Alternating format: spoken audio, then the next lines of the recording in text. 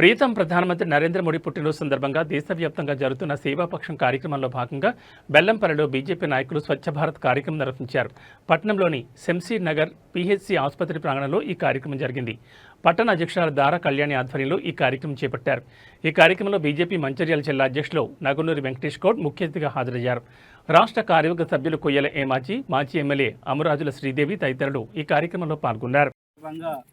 బెల్లంపల్లి పట్టణంలో మరియు ఇతర నియోజకవర్గంలోని ఇతర మండలాల్లో కూడా సేవా కార్యక్రమాలు జరుగుతూ ఉన్నాయి. మరి భారతీయ జనతా పార్టీ కార్యకర్తలందరూ కూడా గాంధీ జయంతి వరకు అక్టోబర్ 2వ తేదీ వరకు ప్రతి మండలంలో ప్రతి గ్రామాల్లో కూడా ఈ కార్యక్రమాన్ని జయప్రదం చేయాలని చెప్పేసి విజ్ఞప్తి చేస్తూ ఉన్నాను.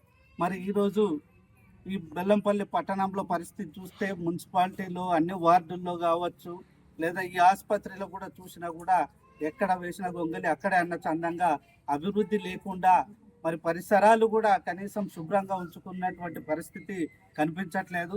మరి మనుషులకు రోగాలు వస్తే మరి రోగాల్ని నయం చేసే ఆసుపత్రికి కూడా మరి రోగం వచ్చినటువంటి పరిస్థితి కనిపిస్తూ ఉంది. మరి పరిసరాలే సరిగ్గా శుభ్రంగా లేకపోతే ఈ ఆసుపత్రిలో వచ్చే రోగులకు ఏ రకంగా వేరు వైద్యం చేస్తారని చెప్పేసి మేము ప్రశ్నిస్తూ ఉన్నాం. కాబట్టి ఇప్పటికైనా వైద్య అధికారులు, బాధ్యులు, మున్సిపాలిటీ అధికారులు అందరూ కూడా మరి మున్సిపాలిటీలో పరిశుభ్రతల్ని పాటించాలి, చెత్తను తొలగించాలి. మరి విష జ్వరాలు, మరి దోమలతోటి డెంగ్యూ లాంటి ఇతర వ్యాధులన్నీ కూడా వచ్చి జోరుగా ప్రజలందరూ కూడా ఆసుపత్రుల్లో చేరుతూ ఉన్నారు. కాబట్టి పరిసరాలను శుభ్రంగా ఉంచాలని చెప్పేసి మేము విజ్ఞప్తి చేస్తూ ఉన్నాం.